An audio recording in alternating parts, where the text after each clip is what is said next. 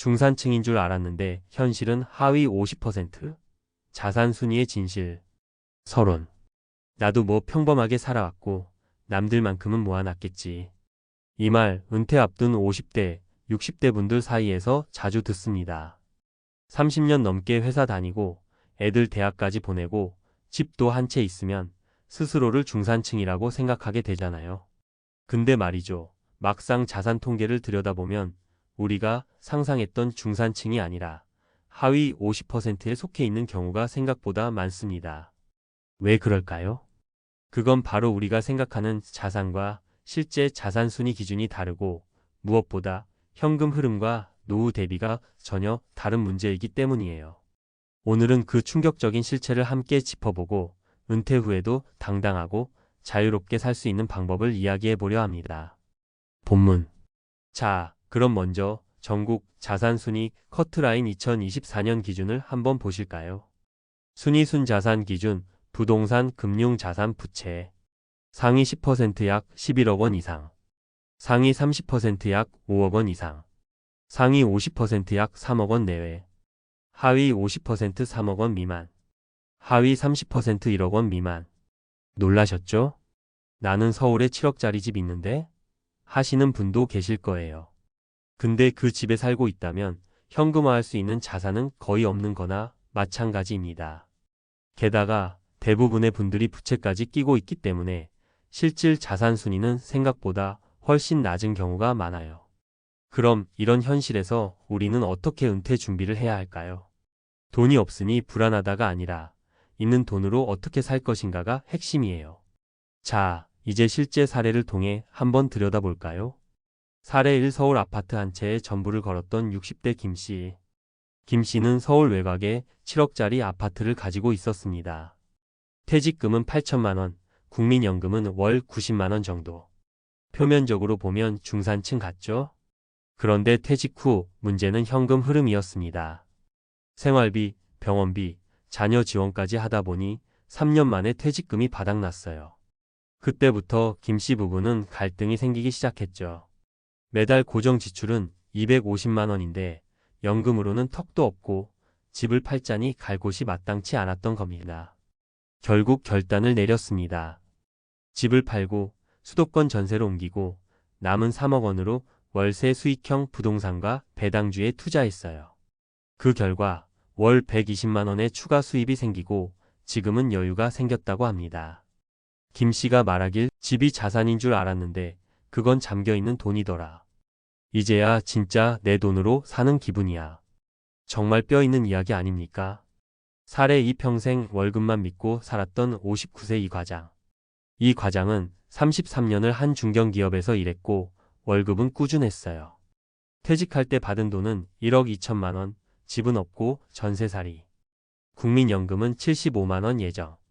열심히 살았는데 왜 이렇게 불안하지? 퇴직 6개월 차 이렇게 느꼈다고 합니다. 그러다 친구 권유로 경비 자격증을 따고 주 5일 오전 근무를 시작했어요. 월 110만 원. 처음엔 자존심이 상했지만 지금은 이렇게 말합니다. 일하니까 생활이 정리되고 사람도 만나고 건강도 챙기게 되더라. 돈보다 루틴이 생겨서 좋아. 그는 지금도 커피값 아끼며 작은 금액을 투자 공부하며 자산을 불려가고 있어요. 늦지 않았습니다. 지금 시작하면 됩니다. 사례 3. 지방에서 소박하게 살아가는 박할머니의 지혜. 박할머니는 15년 전 남편과 함께 귀촌했습니다. 시골 집은 본인 명의, 자산은 총 1억도 안 됐어요.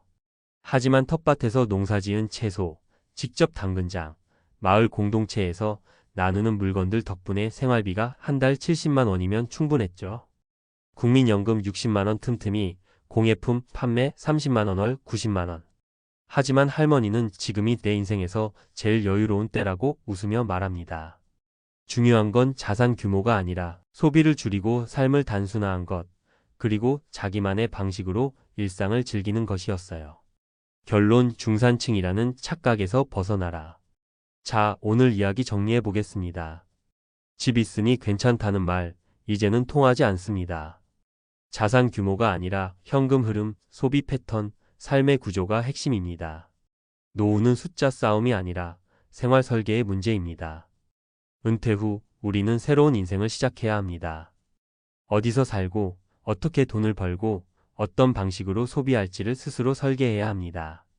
그게 자산 순위보다 더 중요한 진짜 부자가 되는 길이에요. 늦었다고요? 절대 아닙니다.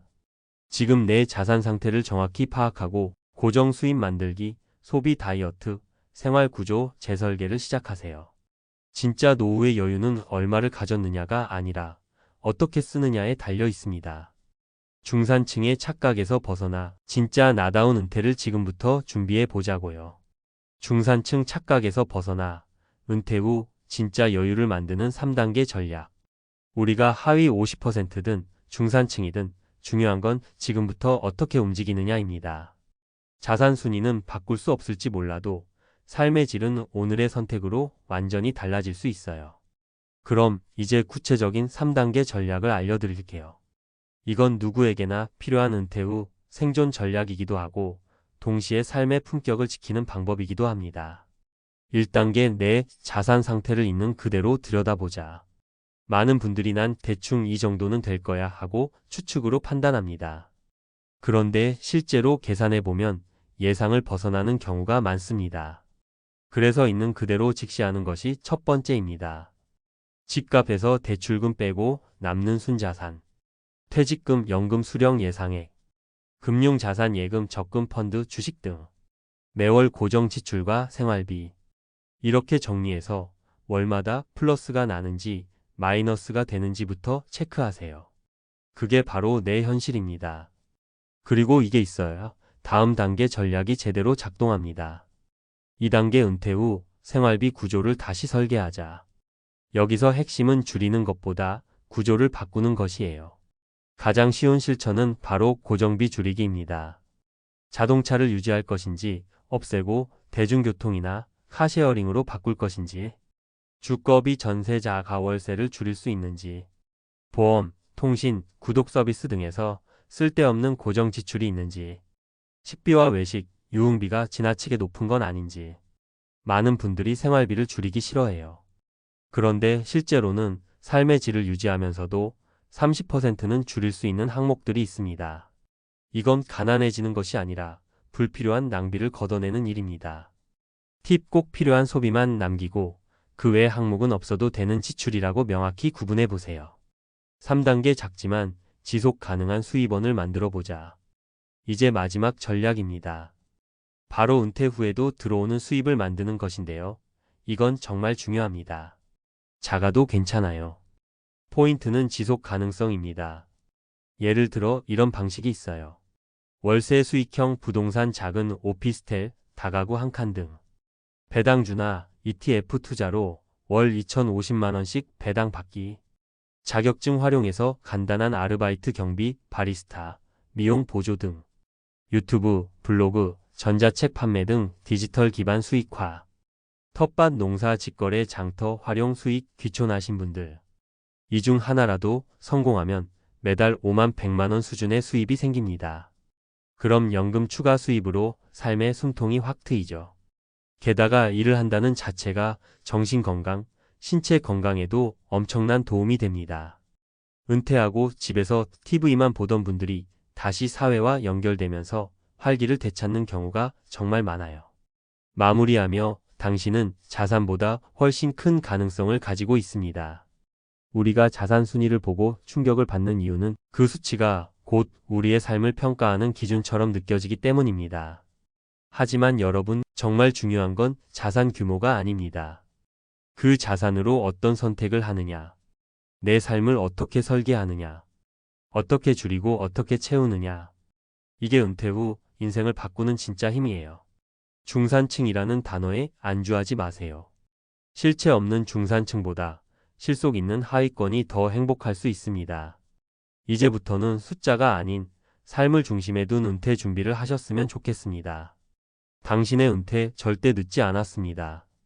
지금부터 다시 시작해도 충분히 멋진 인생이 기다리고 있어요. 우리 함께 준비해요. 지금 바로 여기서부터요.